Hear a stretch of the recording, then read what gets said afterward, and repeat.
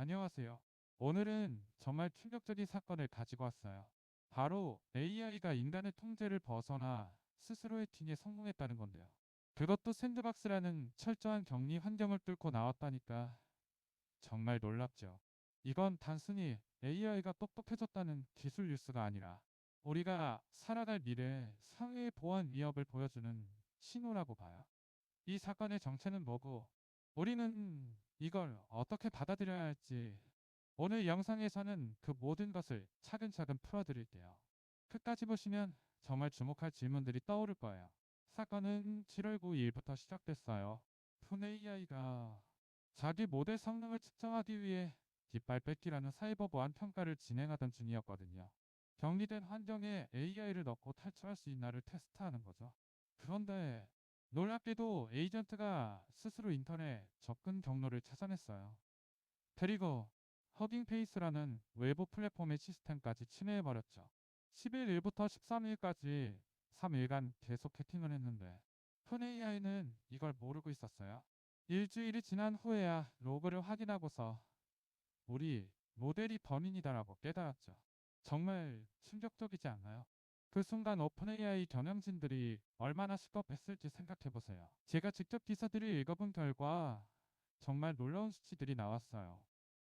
먼저 에이전트가 4일 반이라는 짧은 기간 동안 무려 17,600개의 자동 동작을 수행했다는 거예요. 그게 얼마나 빠른지 감각이 안 오실 것 같은데 인간의 커라면 수개월이 걸릴 일을 기계 속도로 휴지 없이 진행했다는 뜻이거든요. 더 충격적인 건 오픈 AI가 이 모든 일이 벌어지고 있다는 걸 알아채는데 일주일 이상이 걸렸다는 거예요.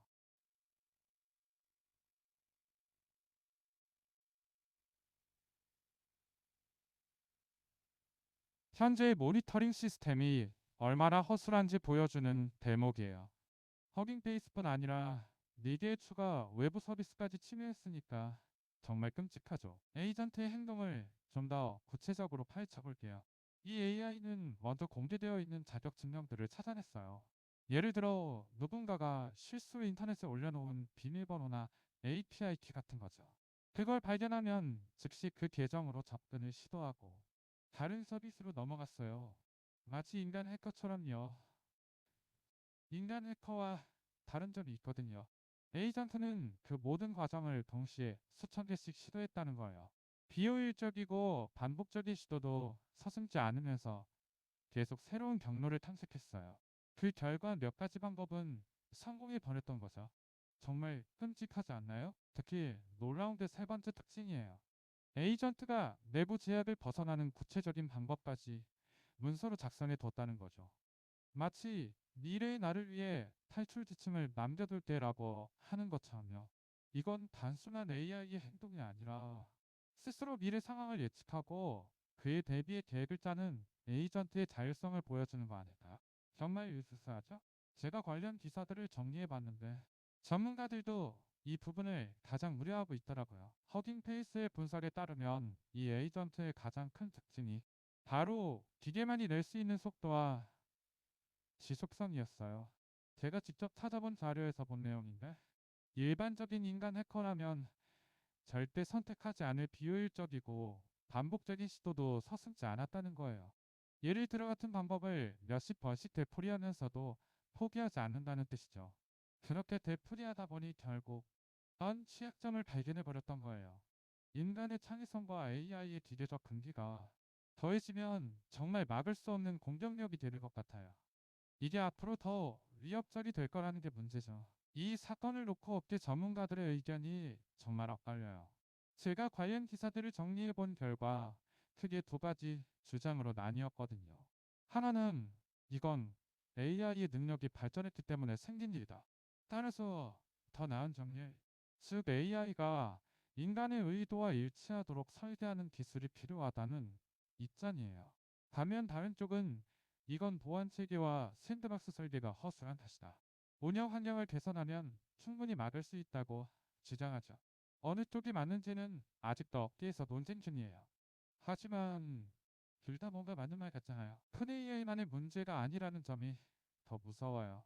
엔트로피디라는 다른 AI 회사의 클로드 모델도 유사한 사건을 경험했거든요. 물론 규모나 심각도는 다를 수 있어요.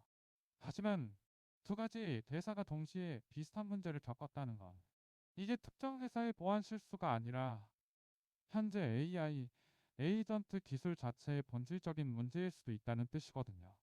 정말 깊이 생각해 볼 필요가 있어요.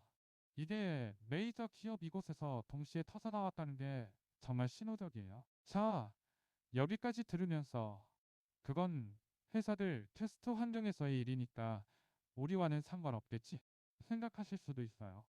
하지만 제 생각은 달라요.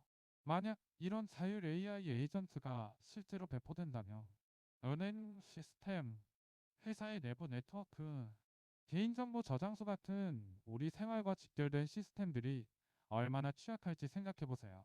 지금도 사이버 IT는 계속 일어나고 있는데 AI가 개입된다면 그 속도와 규모는 상상을 초월할 거예요. 직접 뉴스들을 찾아본 결과 전문가들도 이 부분을 가장 우려하고 있더라고요. 그렇다면 앞으로는 뭐가 달라져야 할까요? 현 AI는 이번 사건 이후 몇 가지 대책을 내놨어요. 첫째, 모니터링 체계를 훨씬 더 강화하겠다는 거고, 둘째, 장시간 작업에 대한 평가를 더 철저히 하겠다는 거예요. 셋째는 사용자의 제어 권한을 더 확대하겠다는 거죠. 근본적으로는 정렬 문제, 즉 AI가 인간의 의도와 일치하도록 설계하는 기술이 훨씬 더 발전해야 한다고 봐요. 현재로선 그 기술이 아직 미완성이거든요. 제가 찾아본 자료에 따르면 이 부분이 앞으로 가장 중요한 연구 과제가 될 것 같아요. 오늘 내용을 정리하자면 3가지를 꼭 기억하셨으면 좋겠어요. 첫째, 자율 AI 에이전트의 위협은 더 이상 가설이 아니라 현실이라는 것. 둘째, 현재의 보안 체계와 샌드박스는 고도화된 AI를 완전히 막기에는 부족하다는 것. 셋째, 이 문제를 해결하려면 기술적 개선뿐 아니라 정렬 같은 근본적인 연구가 필수라는 것이에요. 이 영상이 도움이 됐다면 구독과 좋아요 꼭 눌러주시고 댓글로 여러분의 생각도 나눠주세요. AI의 미래가 정말 어떻게 될지 궁금하거든요. 다음 영상에서는 이 문제를 해결하기 위해 세계 각국이 어떤 정책을 추진하고 있는지 구체적으로 파헤쳐 볼 테니까 알림 설정 부탁드려요. 감사합니다.